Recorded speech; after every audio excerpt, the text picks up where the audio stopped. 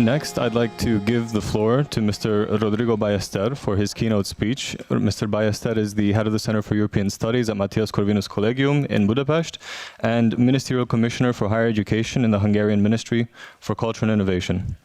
Mr. Ballester, the floor is yours. Good afternoon. I wanted to start thanking quite a few people here, those who made this this conference possible. Andras, thank you very much for having been speaking about it for already a long time, and here we are. We managed. Second, the speakers, especially those coming from far away and those who came here to speak up. So, Luca, Jamie, Mia, thank you very much. You have no idea how disruptive and revolutionary your words were here today in the very epicenter of gender ideology.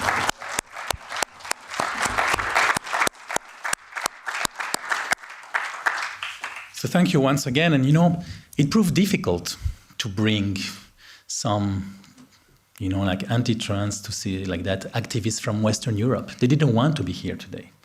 They didn't want to be, you know, like they didn't have the bravery that you had to cross the pond. They didn't have it to come from Paris. So that's why we are very also thankful that you are here today. Also thanks to my team. Damil, thank you very much. Victor, great job as well. And let me start maybe with a little collection of quotes. Dear colleagues, and if you can start the PowerPoint, please. Dear colleagues, everyone in the EU should be safe and free to be their authentic self, because this union is a place where you can be who you are and love who you want without fear for recrimination or discrimination. Because being yourself is not an ideology, it is your identity, and no one can ever take it away. Everyone in the EU should feel safe and free to be their authentic self. So do not assume anyone's gender identity, gender expression, or sex characteristics. We should never assume that people identify with their gender assigned at birth. Let me add that we should ensure that all children, in all their diversity, can enjoy the same rights of access to and benefits from protection across their territories. Let me also remind you that if you are a parent in one country, you are a parent in every country. Let me also tell you that LGBTIQ+ asylum seekers face intersectional and additional risks and may have different needs than other applicants, including specific health care such as hormone treatment. And that is why using intersectionality as a cross-cutting principle, we will mainstream LGBTIQ+ equality into all policies with this intersectional approach. Ladies and gentlemen, this is a patchwork of quotes that I found in either speeches of Ursula von der Leyen or in official policy documents, especially from the European Commission. I wanted to put them in stark contrast with the reality of gender ideology. So behind those nice words of inclusiveness, inclusion, diversity, whatever, this is what you find.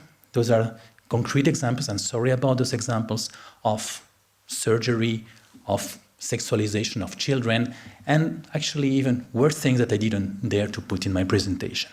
And again, I think here, one of the reasons we are here is to speak, to confront the reality, this sordid reality, and especially how much the European Union and why is it pushing it upon member states. In the first panel, we already heard from first-class experts and people who already, you know, who face those consequences, what is this like? But I would like to, again, ask ourselves this question: why is the EU so much pushing this ideology to the point of turning it into one of the EU values, a compulsory one that soon will be, again, legally binding, and who knows, maybe, and we already know it actually, with some financial sanctions. I would like to speak about it, but I'll just give you the spoiler, because one country called Hungary is opposing the exposure of minors to gender ideology. The EU confiscated billions, literally billions, to this country. Let me tell you a bit more about it. If you can maybe move on in the presentation. What I wanted to tell you first is that indeed there is a gender ideology obsession within the European Union. Here in the presentation you can see that was actually from 2021. I'm very happy and proud about it. This was a leaked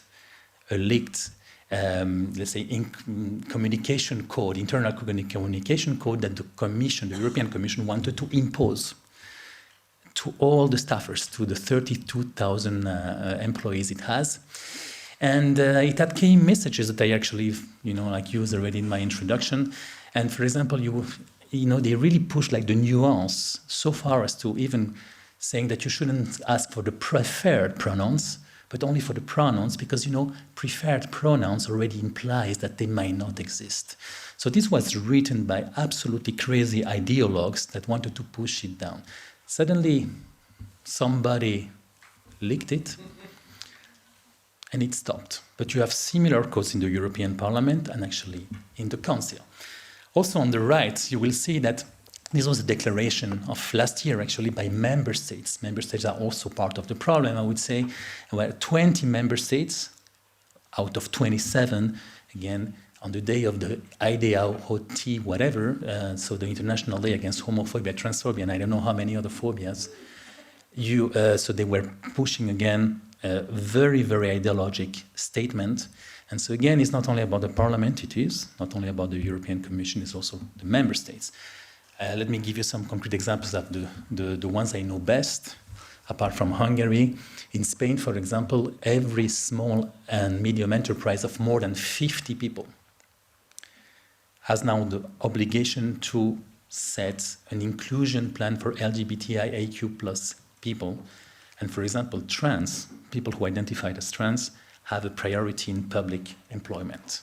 In France, for example, there's a total ban for what they call conversion therapies. This is very controversial, but conversion therapy can be a shrink telling a 14 or 15-year-old, please wait, don't take those decisions now.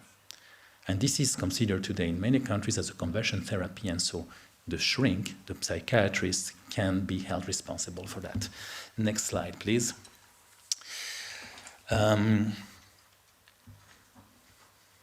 Please.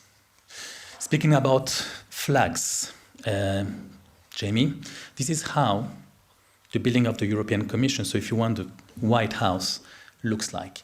And on your right, this is how the building of the European State Department looks like for a month.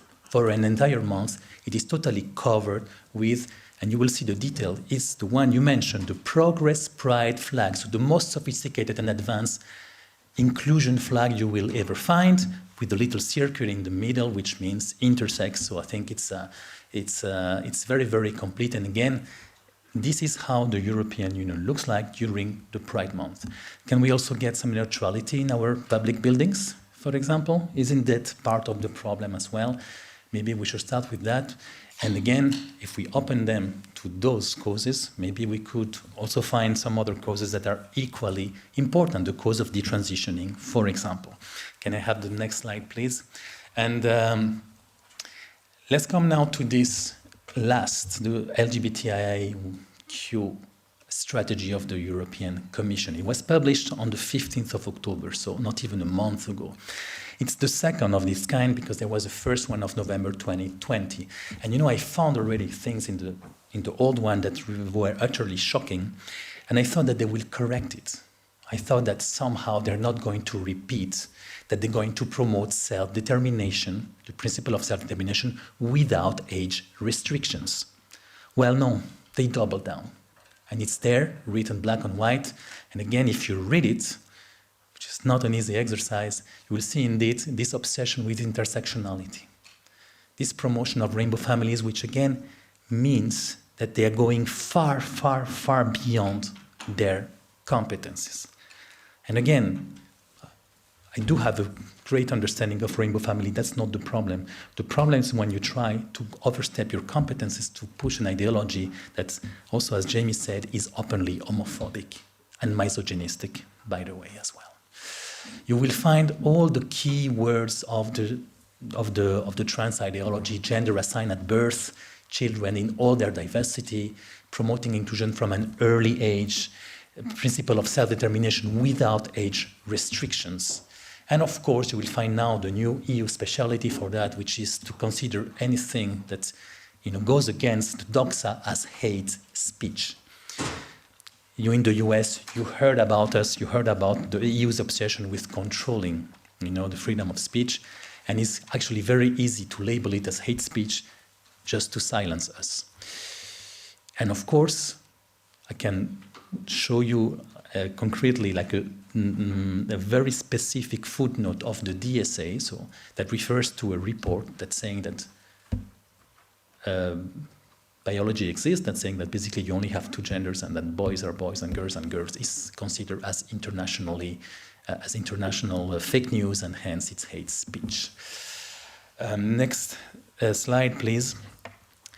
Let me also refer to this report from a colleague from MCC Brussels, if I may call them colleagues, of course friends as well, very recently published from Ashley Frawley. It's also, there is a financial dimension to it. How many millions did the EU already, and especially the European Commission, pour into pro-gender NGOs, so-called NGOs? Well, here are the figures. In the last 10 years, the figure that is, according to this report, is of 221 million to those kind of NGOs, with the champions of the world being ILGA. ILGA is the most active lobby in that field, and again, they get a lot of money from the European Commission directly. So this is again part of the problem. Next slide, please. And not to mention, of course, all the projects that are also funded by the European Commission in member states, where diversity, under again the excuse of diversity, this ideology is spread via the teachers. But most worryingly, I would say, let's speak about the European Court of Justice. We brought you a leaflet here. We have like 50 copies there next to Leonardo. Feel free to use them. The problem is that this is not only a policy. It's becoming, and it became already, a legally binding obligation.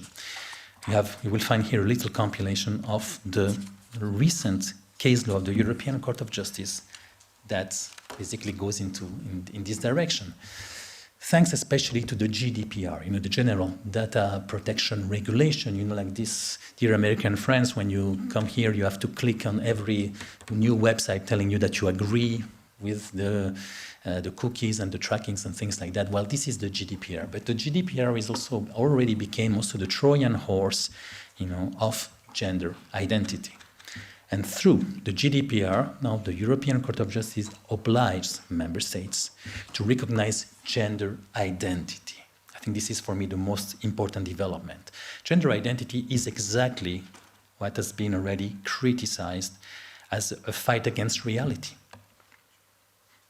I just said it very clearly. Gender identity, I mean the fact that your feelings and your self-perception will prevail over reality.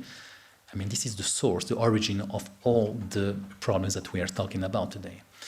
And well, thanks to the European Court of Justice, a very recent case actually of last year, now gender identity became compulsory, legally binding. There's also another case there, the Mr. and Mrs. case. Now, this is a French case, of course, there is a lot of strategical litigation behind it. But now, the French railway company, the SNCF, in their forms cannot put Miss and Mr., Monsieur et Madame, because some trans activists challenged that, and the European Court of Justice indeed recognized their claims. There's another case as well about a Romanian citizen moving to the UK or after the Brexit. So he did his transition after the Brexit, but wanted to get it recognized in Romania. And the court pushed it as far as saying that even if it was after the Brexit, so we're speaking here about a former member state, but one that is no longer a member state, it still fell within the competences of the EU, and therefore the European Court of Justice was competent on that case. I mean, legally speaking, for any lawyer in the room, this is like not even reasoning, this is not even manipulation. I think it goes very much beyond that. But the worst, next slide please, is that we will soon have the final judgment of a case that is absolutely emblematic of all the things that we're discussing today, which is the infraction that the Commission launched against Hungary on the law on the protection of minors. Let's explain it clearly. This law, adopted in 2021, prohibits the exposure of minors to pornography, homosexuality as well, which can be a bit controversial or not, gratuitous sexuality, and gender propaganda. So to start with, this is something that goes far, far beyond the competences of the European Union. No, dear people in the European Commission, sexual education of children you don't have a legal basis for that. It's not your competence. But still, they found a way to launch this infringement procedure. And this infringement procedure, we already have a very, very important hint on what the results is going to be. Let me be a little bit legal here. Why is this infraction so important? Why will these judgments be so decisive? Well, first of all, because, again, it will turn, it will prohibit the prohibition of gender ideology in schools. If one country, like Hungary, says, no, under 18, you don't mention those things in school. As you said, under 18, it will never be taught in Hungary. That might be legally prohibited, so it might be illegal, actually. And when I say illegal, it means that even before the judgment, the European Commission already withdrew, confiscated billions of euros to Hungary. So as soon as this law was implemented, was adopted by the Parliament, they found some ways to confiscate the money even before the court, gave its decision. Also, it's important because through this case, they want to turn Article 2 of the treaty, which is the article on the values upon which the European Union is based, very generic values, into a legally enforceable provision. And so, again, if that happens, that it means that you will turn the European Commission into a bad cop of human rights, good or bad cop, a Rottweiler, Doberman, if you prefer. And it also means that the European Court of Justice will become a second court of European Court of Human Rights. Again, without a mandate, without a clear mandate, hence overstepping their competences. That's why it is a very, very emblematic case. And again, will the EU become a compulsory progressive club only? That's the question behind it. And the problem is that we already have those hints because on the 5th of June, a couple of months ago, the Advocate General already gave its opinion. And the Advocate General was crystal clear. He said, yes, this is what Hungary is doing is illegal. And second, yes, Article 2 should become an enforceable rule. And so here we are now. It was a fast-track infringement procedure. It happens within weeks. Normally it takes years. This time it took weeks. You already have financial sanctions before the judgment. And again, this is a strategic litigation to first have a legal coup d'etat, so that the EU can steal competence from the member states. And again, to turn those EU values, which are basically empty shells, into very, very defined woke commandments, especially on gender. So this is where we stand now. And this is the danger that we have in front of us. And again, it might be shocking for our American friends, although a couple of years ago, even a couple of months ago, you were exactly in the same situation. Under the Biden administration, the activism and the militantism was exactly at those levels. But again, we are lagging behind here in the European Union. We are still preaching in the desert. And things are changing, of course, but slowly. And again, what is most deplorable, and that's why I'm very happy to be here, is that this House, the European Parliament, and this European Union based in Brussels, is the main promoter of this sordid ideology of gender.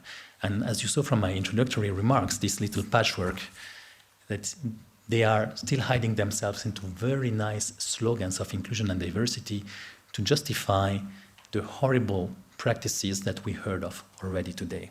And so in this fight, of course, ready for any type of alliances, bad fellows, as Jamie said, I think we should stand first for the children.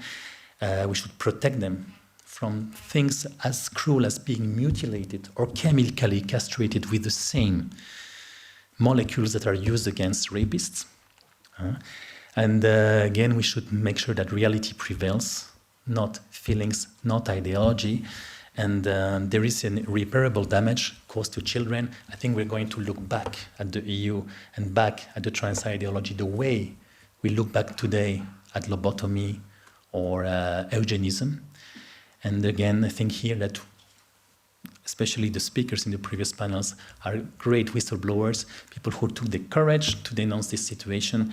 And I hope, and I believe, actually, I trust that today's conference might be a turning point in this house that is normally turning a very blind eye to those atrocities. So let me finish with this very classic quote of Chesterton: "We shall soon be in a world in which a man may be hauled down for saying that 2 and 2 make 4. It won't happen. We will fight." Thank you.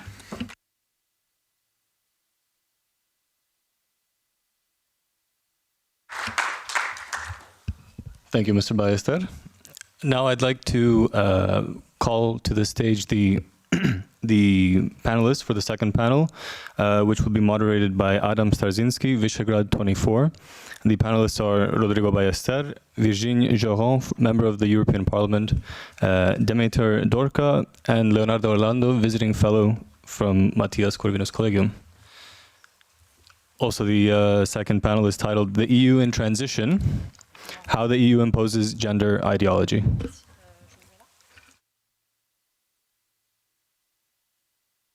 Thank you very much all for coming today. We'll be starting the second panel very quickly here. We have lots to discuss, and we'll get straight to it. With us we have Ms. Virginie Joron, member of the European Parliament from Rassemblement National from France. Ms. Ágota-Dorottya Demeter, head of office of MEP Kinga from Fidesz in Hungary. Mr. Leonardo Orlando, visiting fellow at the Mathias Corvinus Collegium in Hungary. And Rodrigo Ballester, of course, head of the Center for European Studies at MCC, but also Ministerial Commissioner for Higher Education in the Hungarian Ministry of Culture and Innovation. As we have already mentioned here earlier today, there is a lot happening currently in European levels when it comes to trans issues, some from the Commission, a lot in the Parliament as well. And I thought that instead of starting with the strategy from the Commission, let's see what is happening in the European Parliament. So maybe Ms. Joron, what is currently happening in the European Parliament in these issues? Merci beaucoup. If you permit, I want to speak French because, as you know, sovereignists like to speak in our language. Bonjour à tous. Merci à la Fondation. Good afternoon, everyone. Thank you to the Foundation for having organized this panel. This is a very difficult subject to broach. As you can see, there are many things that are wrong. As you can see, the title is "The EU is in Transition," which is something that we can see very clearly, and how the EU imposes a gender ideology. I'll give you 2 examples. As we can see it, as time is going, Brussels is having new competencies. We saw that during the COVID crisis with healthcare, with the Ukrainian war, with the defense competence. Tomorrow we will yet again see it with the social goal for democracy, to protect our election. And this is something that we can see today. Brussels try to get into our families. And as we can see, those efforts are being intensified. The Commission tries to have a say in what you actually are seeing. Let me remind you that they wanted to impose eating insects. Now they want to put limitations on driving licenses. And in the future, there is this new strategy that is coming from the Commission, the 25-2030 strategy, which I think is the most important subject. By the way, this is what Rodrigo was talking about.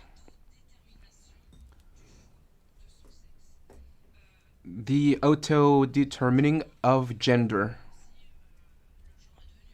Because gender is a new buzzword today. As As we know, it should be men, women, and today even this is banned in Brussels. So first of all, does Brussels have its word to say in those matters?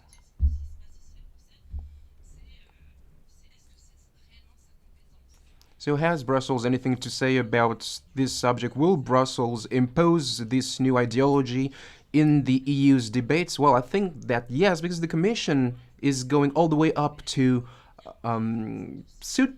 lawsuits. This is something that I have seen firsthand, and yet they don't even define what the values of the EU are, and they want to censor us or to impose those ideas upon us. And we put this strategy for gender equality 2025-2030 last October. And if you read this, well, you can see that there are no age restrictions. And this project tries to impose a streamlining of this choices procedure to all member states. I think this is an encroachment on the policies of every single member state. And I would like to ask, well, how? Are there some studies on the level of all member states, or is it, as we know, an organization that works on the world level that has been so far from reality for so long, which is the WHO? The Agora EU program would give 500 million euros to NGOs that work to have children and minors go through transition therapies. It is a strategy that is imposed by a commission that no one voted for, and tomorrow this commission will have the power to sanction, as you said, member states that would not like to adhere to that strategy, using studies that are biased and financed by politicized and militant NGOs, which are far from being neuter in that matter. Those are actions that go beyond member states' sovereignty and that try to go into the family values. Secondly, when it comes to money, in the budget control, we have gender budgets. And for every single spending item, it is imposed that, well, actually, we are not talking anymore about men-women equality, which is a concept that even for them became profane. At some point, Facebook proposed 70 different genders. And I have a hard time understanding some of those terms, binary, non-binary. I really need a dictionary to wrap my mind around all those new terms. Well, they are very creative, let's give them that. And when I got there, I asked my assistant, well, how many genders are there, do you think? We don't know what the Commission is talking about when they say gender equality. So as everyone, I asked ChatGPT, and the answer is biologically there are two genders, men and women. Some NGOs say 10, 20, 70, 92. Well, that will be a lot of work for the lawmakers tomorrow, obviously. But to go back to the problem at hand, in Brussels, you're here in the middle of this mechanism. This is a strategy that has nothing to do, which is disconnected from reality, that tries to hammer some of those concepts that are anti-freedom. And I think that what we wanted to defend at the very basis, which was freedom and equality for men and women, well, in the end, what we do is that we make those who are different invisible. Women's rights are made invisible by those dangerous theories. And let me give you an example here. Some of my left-wing co-workers tout those values to defend freedom. And yet, this is very hypocritical. And I think this is a very clear example for in vitro pregnancies, etc. This is mostly something that is financial.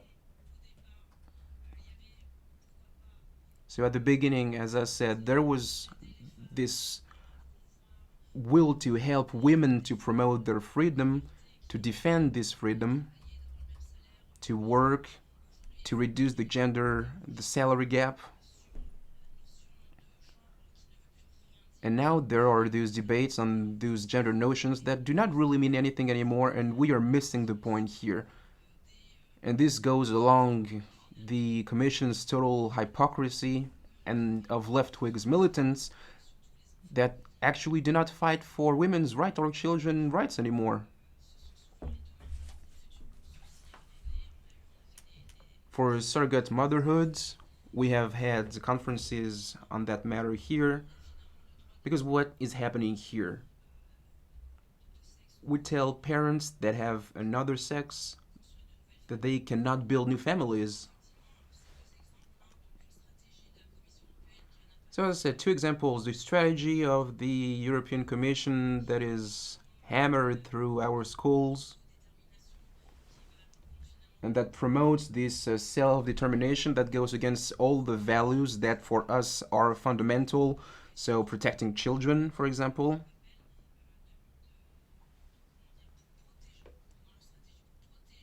And in their strategy to protect children, in the end, they do not want to prevent them from changing genders. You know what being a teenager is.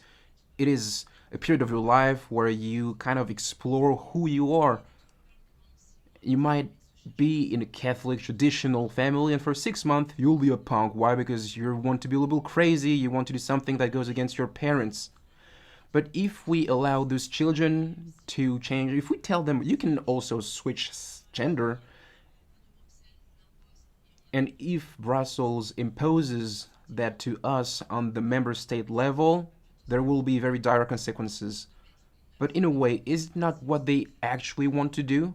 To sow chaos within our families? Those are the two largest topics that we have broached at the Commission, where they try to do away with the notion of biological gender. This is something that we saw in the Hungary example, and the problem that we see here is that there is no clear definition of the EU's values. So it's way easier like that. They can do anything to attack member states that would not adhere to this strategy. However, there are ways to resist. Some associations of parents in France have mobilized to fight against these strategies because this is too much. This incursion into our families is just too much. You can count on us to fight this ideology. And as I told you, a lot of money is involved here. Some programs where those NGO give up to 500 million euros, and about 150 billion euros are allocated to gender equality, which is why you saw the Commission building with pride flags, for example. So in the end, it is this kind of dichotomy in Brussels with those cold buildings. Yet what is true is what happens in the streets. On the field, families want nothing to do with these strategies, and you will see that they don't want anything to do with this when they will vote tomorrow. You talked about the Digital Service Act to protect minors, for example. I think this is pretty important. This aims to control and to censor everything that would go against the EU strategy. The Commission is implementing those tools, but in actuality, our constituents do not want to follow that kind of strategies. This was just a quick overview because there are many different cases here, but we will do our best to do everything so that this ideology doesn't go too far. As Mr. Ballester showed clearly, your country, Hungary, has been under fire when it comes to this issue. What is your opening statement? What are your thoughts on this matter? Thank you very much. I will rather give today an EP perspective because I've been working in the European Parliament for 15 years, and I would like to also share with you some personal examples when it comes to gender ideology. So last week in the European Parliament, the gender equality strategy was adopted. Let me quote some of its statements. There is a need to eliminate gender stereotype from childhood, to protect women in all their diversity, especially trans and intersex women, and to combat the rise of misogynistic far-right values among boys and young men. Of course, the main forces to blame are the far-right parties and anti-democratic fascist ideologies, which are increasingly successful and popular. End of quote. I guess these little crumbs describe the essence of the 100 pages long document, along with the current direction of how the EU policies impose gender ideology. As the minority position submitted to this report by Patriot MEPs, among which Ms. Margareta de Pisa, who spoke here today, it rightly points out, how can we claim to defend women's rights when a man can be considered a woman simply because he wants to be? Based on my 15 years experience working here in the Parliament, I witnessed how the genderization of European policies is intertwined with the question of minority protection. Last year, with two other colleagues, with András László and another colleague from Hungary, we conducted a research into the language of the text adopted by the European Parliament. We were looking at the fundamental rights and human rights annual reports of the European Parliament adopted during these past 30 years. The evolution of the so-called agreed language and the appearance of the new language gives a tangible impression of the prioritization of certain aspects in the protection of fundamental and human rights. Our results prove clearly how these reports have become an instrument of the left liberal soft power toolkit. Our study shows that while in the 90s, the notion of minority groups referred to clearly defined social groups such as traditional, national, and linguistic minorities or religious minorities, since 2009, the word minority has increasingly been used as an umbrella term to also include LGBTQI+ individuals. Just to mention a concrete data from our findings. The relation between the frequency of the word gender and discrimination in these texts show a correlation of 0.92 on a scale of 0 to 1. So this means in practice that the more often the word gender appears, the more often discrimination also. There is no such correlation between discrimination and any other minority category. This is the most objective proof to outline the current tendencies. Let me add on a personal note, I am Hungarian from Romania. I was born and raised in a Hungarian family in Romania. And I remember vividly how going to school was a source of anxiety for us every morning, where the majority kids could verbally or physically insult us. And similar problems like this, true breaches of human rights, still exist in the EU, witnessed by some 50 million European citizens who belong to such minority communities. But whenever such cases are brought to the attention of the Commission, it always claims that there is no European competence to protect these communities. The same goes for the protection of religious minorities inside and outside the EU. Even though Christians are the most persecuted religious minority in the world, in some of the latest annual human rights reports of the European Parliament, the word Christian does not even appear. Reference to freedom of religion has rather become a tool to protect the freedom not to believe and to protect groups of people who are atheists, humanists, agnostics, and who do not identify with any religion over the protection of religious minorities. It is beyond any doubt that all vulnerable groups deserve protection when it comes to discrimination. Breaches of their rights should be dealt with. However, there is a clear lack of proportionality, and the EU applies double standards when dealing with traditionally defined minority groups and other artificially created politically or ideologically defined categories. In the case of the former, the Commission shies away from addressing the problems, blaming it on the lack of EU competence. While in the case of the latter, it finds the right competencies to shout out loudly, even to the detriment of national sovereignty. We see this best in the case of Hungary.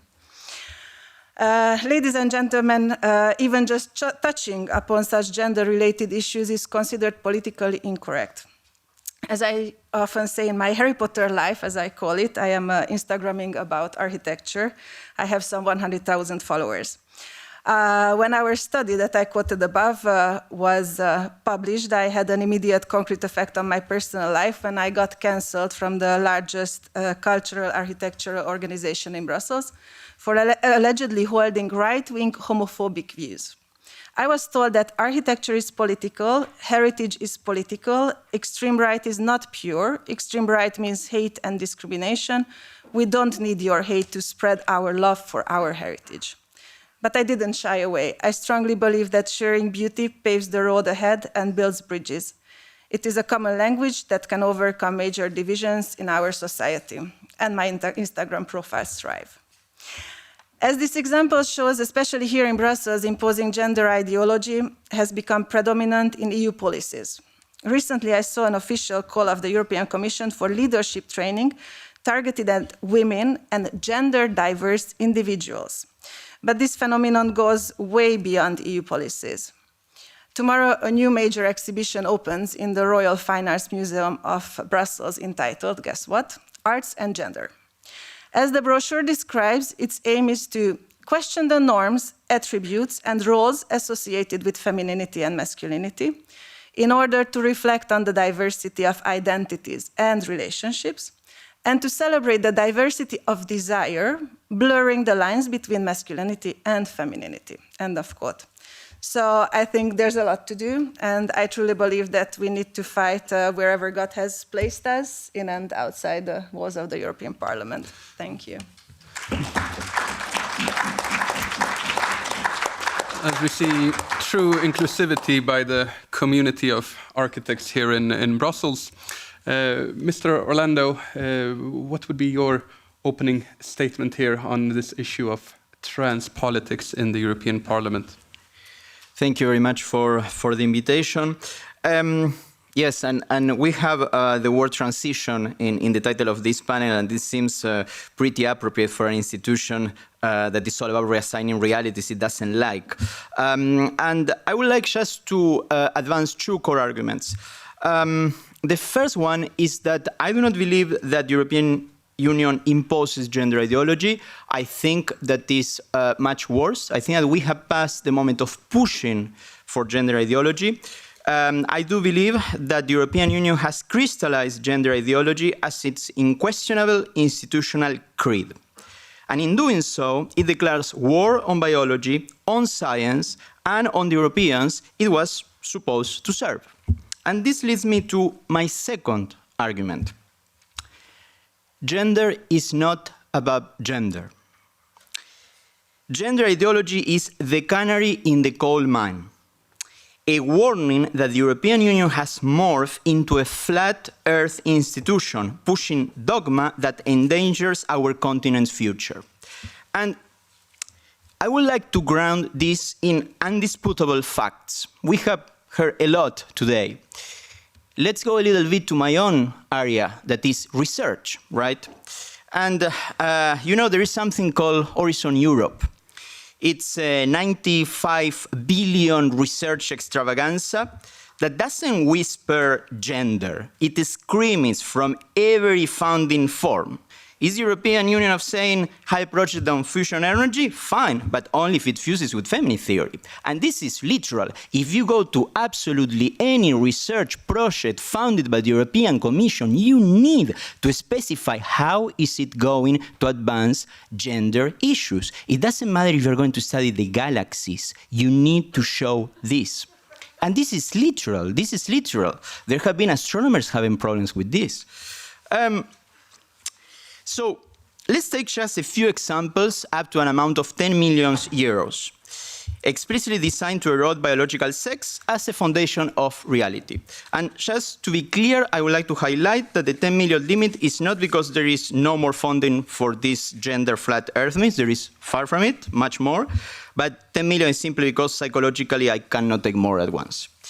So look at, for example, a project called Beyond Gender Binary, funded at 2.4 million euros. It's an ERC consolidated on grounds that aims to empirically unravel the male-female binary, dissecting psychological gender components to deem them like social constructs. So we're having literally 2.4 million of the European taxpayer that is flat Earth means, because neuroscience has been proven for over a century that there are pretty huge differences between male and female bodies, not for the European Commission. And twist, that's a fun one. €500,000 Horizon funding, of course, that equips mainstream parties with policy handbooks to, I quote, neutralize anti-gender rhetoric and reclaim losers of feminism. In case that this is not clear, let me translate. If citizens are skeptical of imposed quotas, the European Union bankrocks strategies to pathologize the resistance. And this, really, I could keep going all day. We have like 2 million euros and ERC starting grants that analyze coercive control in war zones through a feminine lens. It's really, you have like all these kind of things, but you know, it's like you have projects that pathologize systematically masculinity, projects that try to fight transphobia in sports, these kind of things, of course, with all the terrible consequences that we know. And these are just like 10 millions, 15 projects, only 15 projects. And of course, 15 million is pocket change in the European Commission's candy store, we all know that. But it's a one-way ticket to indoctrination. Gender ideology is the house religion now. There are even European excommunications for any nation playing biological holdout, like Hungary. Gender ideology isn't optional in the European Union. It's the European Union orthodoxy enforcing through funding strings and sanctions that punish nations daring to prioritize biology over belief. This creed doesn't merely impose, it battles biological realities. And the idea, if you check all the projects that I have mentioned, is once again that they go against biological realities. This translates into other fundings that maybe at first sight you don't believe that this is going to be on gender ideology, but it is. There are fundings, for example, relating to artificial intelligence or to medical development that they are all embedded in this ideology. You can just imagine the consequences of that. And here's the thing, this flat Earth European Union endangers systematically Europeans because there is no way to understand any human phenomena if you don't base that understanding in the very basics of life, that is, for our species, sexual reproduction, meaning male and female. You cannot understand criminality if you don't understand the nature of males that makes that 80, 90, or even more of criminals are all males. You cannot understand suicidal terrorism if you don't comprehend this reality that makes that every single terrorist that kills himself during an attack or commits an attack knowing that he's going to die, it's a very young male that is unattracted to females and that has a very low status. The things is just data, just realities. The European Union, born of enlightenment and reason, now chokes on its own delusions. And you know, I would like to finish with this. For many years back then, when I was young and handsome and naive, I was a fervent federalist. To my eyes, then, the European Union embodied the pinnacle of the human dream: integration, peace, prosperity. It took some time for me to understand, but unfortunately now I see the ugly reality. The European Commission is a danger for Europe because it is the enemy of biology and therefore the enemy of science. Opposing science is tantamount to opposing reason, to opposing progress, and to opposing human flourishing. I strongly believe it's the moral duty of whoever stands for science to fight against the European Commission as it stands today. Thank you. Thank you very much, Mr. Orlando. Mr. Ballester will go straight to you. I have some questions here about the Commission. You mentioned this strategy that they are imposing or trying to impose. What do you believe is their long-term goal with this? What are they really aiming for when they are introducing these policies? What is this talk about mainstreaming about, and how does it connect with, for example, funding of NGOs? Well, first of all, I'm not sure that all the people implementing that are very much aware of the consequences. It's easy to be surrounded by a world of slogans, of naive niceness and things like that. And again, I don't presuppose I don't assume the bad faith of most of them. I think that they simply think that in the name of European values, whatever that means, and for them it means non-discrimination, it means inclusion, diversity. Again, they're simply doing the right thing. When we speak about wokeism in general, it is an intellectual disease of the elites, mostly. And again, without sometimes bad faith, you can do horrible things like the one promoting horrible things like the one we mentioned today, like mutilations on minors, on vulnerable minors. I mean, this is really what it means. So first of all, I'm not so sure that they know what they are doing. You know, it's possible to have the fanaticism of a mullah and the naivete of a Teletubby. And this is, I think, also from my experience in the European Commission, where I worked 13 years. Greetings to the HR, by the way, who launched an disciplinary proceeding against me for saying what I say. And so I don't think that they are calculating all the consequences. But what it says a lot is how much the so-called NGOs have captured international organizations in general, and the European Union, Commission, Parliament, and Council are no exception to that. So first, we shouldn't call them NGO, please. Can we find another name, for example, like groups of influence, pressure, and interest? I think that's much more adequate. And again, I have the impression that the European Union sometimes conflates society with civil society. And actually, there are sometimes even antagonic things, because civil society looks more like the dictatorship of, or like the will of the minority, and democracy is supposed to be the will of a majority.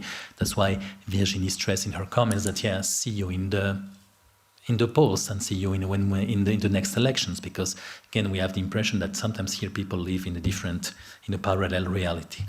But again, I think here I would put the blame more on the NGOs than on the civil servants. Let me give you a very personal anecdote. It was my first 6 months in the European Commission. We were called to a private talk of one member of ILGA, this association that I mentioned. And we were told, it was like something like 15 or 16 years ago, that whenever we organize a conference, in the forums, we should never put the sex, the gender. Don't put monsieur, madame, don't put Mr. and Mrs., or at least put a little one, a third one saying neutral or something like that. We were like 15 in a room. And this was given by a very, very, a militant person from this organization. This person, 10 years or 12 years later, was in the cabinet of the former Commissioner for Equality, Mrs. Helena Dalli, which was the person who released this totally ridiculous inclusion, communication, inclusive, whatever guide that basically turned the European Union into a laughable stock of the in the continent for at least 2 or 3 weeks. And so my personal experience is that, again, bad faith doesn't mean that you're not going to do. I mean, you don't need bad faith to do bad things. That's the first thing. And the second is that put the blame more and target more NGOs than civil servants.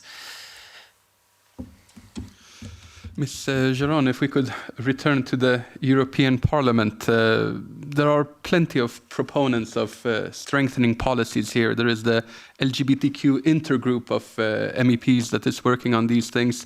There is the Civil Liberties Committee, the LIBE Committee, that is working closely on these matters.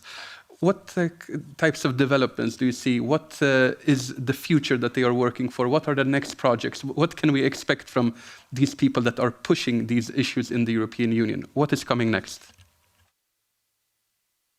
Alors attention, parce que déjà...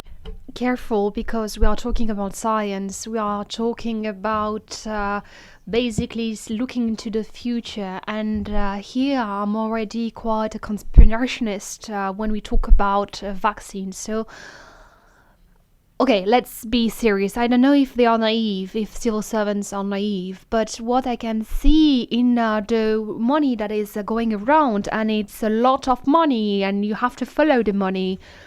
And I know that MCC is writing a lot of detailed reports on this type of topics. So who are these NGOs? Who is putting them in place? Because those are the people, the lobbyists, as you said. You can see that all the proposals of the Commission come from somewhere. That's what we saw with the Green Deal. When you look into where the Green Deal comes from, you find lobbyists. The strongest lobbyists that really wanted to change our automotive industry. And it same goes with this strategy. You have NGOs behind who are quite important. They are there to make an ecosystem work. They are not there for the greater good. They are not there for humanist values. I'm sorry to say so. I'm a bit stricter than you. It's only about money. It's only about money because otherwise we wouldn't be talking about 500 million for NGOs. You wouldn't have an allocated budget. So 128 billion euros. This is the budget of the European Union in 1 year. And same goes for the Green Deal. We don't want to save the planet. You just want to destroy the European industry. That's the real result. And then the real question behind all of this is that NGOs are there to find work. Look into the register of transparency of the European Union. It's quite transparent. You usually have two kind of people at the head of these NGOs, and usually they come from the Commission. They have been MEPs, so basically those are people that you place here and there. They create NGOs that are completely empty, and they just get your money, and they create an ideological ecosystem with WHO fake reports. You don't really know what researchers are behind all this, and usually it's not families who are taking the floor, but usually you don't even get to the gist of it. You don't even or talk to the families. And this strategy is quite severe, this 2026-2030 strategy. This is quite serious. You're telling all the European Union families that if your kid tomorrow is not doing well, if they want to change their gender, and if you do not do so while your state member can basically prosecute you, because otherwise the European Commission is going to prosecute the member state, and it's quite serious. And again, I'm always asking myself the question why, always asking myself why you're supposed to get 10 vaccines instead of 3, and you never got the access to the contract that has been signed. And once you do this transition, you can't go back. Once you started this transition in one way or another, you can't go back. Which means that there's someone who's very happy about it, and it's the pharmaceutical industry. I'm just saying that so that you could think about it. Maybe it's about wanting to sell medicine for life. Maybe it's about wanting to destroy some households. As I was saying, I'm just asking myself a lot of questions like many people. And then again, maybe there are civil servants here who are quite naive. And I can understand that sometimes when someone is not feeling well, you have to find a solution to for the well-being of that person, and that's your duty. You have to find a solution to people being unwell, but it's not because there are exceptions that you have to make generalities out of it, and you can't hammer things on some families, things that work in some countries, and hammer it in other countries. I'm going a bit sideways, and I'm not looking into the future, but this is how I feel about everything that is being done and everything that is being said in the corridors. Ms. Demeter, we spoke earlier about the issue of non-discrimination, how there is this slippery slope, that we had legislation in the early 2000s that was banning discrimination on the base of sex. Later they made it wider with sexual orientation, and now in this latest strategy they are moving toward also including gender identity. How does this slippery slope look like? What is this non-discrimination issue that they are using? non-discrimination is very well defined based on the Article 21 of the Charter of Fundamental Rights. And what we see, especially imposed by the text of the European Parliament, that is more the soft power that then eventually could go to Commission, then could eventually go to Member States to expand this list. So just to show you this concrete example from this gender equality strategy. Now the list in there is women, girls, and vulnerable groups, including people with disabilities, people from disadvantaged socio-economic backgrounds, people who are racialized, people from ethnic, minority, or migrant backgrounds, LGBTQI+ people, especially trans and intersex women, Roma people, and people experiencing discrimination on the basis of age, both younger and older people. Now, the main problem is that these groups, whether they exist or not, can be debated, but these groups all face problems, but their problems are totally different from one to another. Their challenges are different, their needs are different, and now what we are facing, that you cannot come down to concretely proposing measures to protect one specific group, because it always goes to this ratatouille of all these type of different groups. And basically, there's no one form fits all in this case. Mr. Ballester, you mentioned earlier the issue of intersectionality. We heard all of these groups being mentioned here. How does this all connect to intersectionality? Also, another word that keeps reappearing is mainstreaming, that they want this trans issue to be implemented into every single corner of policy in the European Union. Why is it so broad, so holistic? Well, the question is not why it is so broad and holistic. The question is why it became an official slogan. And again, Leonardo mentioned several times like flat Earth, like people who believe that the Earth is flat. Fine, they can do it, but we shouldn't push it in schools just because they are offended if we don't. Same thing with intersectionality. Honestly, I'm still appalled at the poverty, intellectual poverty of this theory, which is basically like ticking the box so that you can be a super uber victim of whatever, patriarchate, the West, whatever you like. So intersectionality means that, for example, in the words of the strategy of the European Commission, that if you are a trans woman in all its diversity, and on top of that you are an illegal migrant, then you can at least tick 3 or 4 boxes of this intersectionality. So it's nonsense. It's intellectually nonsense. I'm still appalled that before I moved to Budapest 6 years ago, I remember that Mr. Kimberly Crepshaw, who is the mother of this so-called theory, got a PhD, like a doctor honoris causa in the University of Leuven, for example. And so, again, I don't even see the sense myself. I'm just saying that this is one of the prêt-à-penser slogans that are used by a lot of civil servants just basically to justify their intellectual laziness. And I just wanted to come back to 2 points that Virginie made before, is that indeed the permanent medicalization of persons undergoing a transition. I read some estimates. A full transition must be something like $250,000 apparently. And again, it's permanent. If you stop, for example, taking testosterone for the rest of your life, if you skip it for a couple of months, then nature comes back. And so indeed, there is a huge money question there. Again, if, let's say, 20% of young people will do the transition, it means that some people in the pharmaceutical industry will become billionaires. And another one is also this overarching concept of non-discrimination.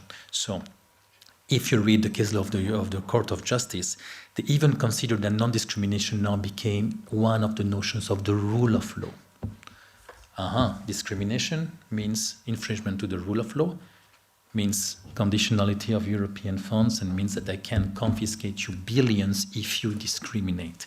And this is exactly what they did with Hungary, even before, again, the judgment of the European Court of Justice. So in the name of the rule of law, you basically trample over the rule of law in order to push an ideological agenda. And this is really of utmost gravity. Or even Article 7 and removing voting rights, everything is possible. We only have, unfortunately, 2 minutes left here, so if we could have one final statement, sir, where do you think these things are going? Will we remain on this flat Earth society for much longer, or is normality returning? Well, no, I do depend that depends actually on how much do we fight or do we let ourselves push back. But I think that the key issue here is what has been mentioned regarding conspiracy theory, because we are somehow, I remember a couple of years ago in a class that I was teaching at Sorbonne, one of the students that she was very, of course, upset about the concepts I was teaching, she raised her hand and said, no, but it's wrong what you're saying that sex is binary, because here I had the website of the World Health Organization that sex is, fluid. And the point is that when I say no, that was wrong, I was the conspirationist. And I think that's the point now. We are the ones who should be the guarantees of science. Congratulations. Thank you very much. We unfortunately ran out of time. Last thing I would just want to say, Visegrád 24, we did an undercover investigation earlier this year. We sent out journalists to Ali Forney Center in New York to investigate how they're using the issue of homelessness to get underaged people to be able to start their transition, which technically they are not allowed to, but there are loopholes. If anybody's interested, go to our YouTube, Visegrád 24. You'll find a 25-minute document on this, showing just how they are doing this. Thank you very much for today, and it was an absolute pleasure having you here.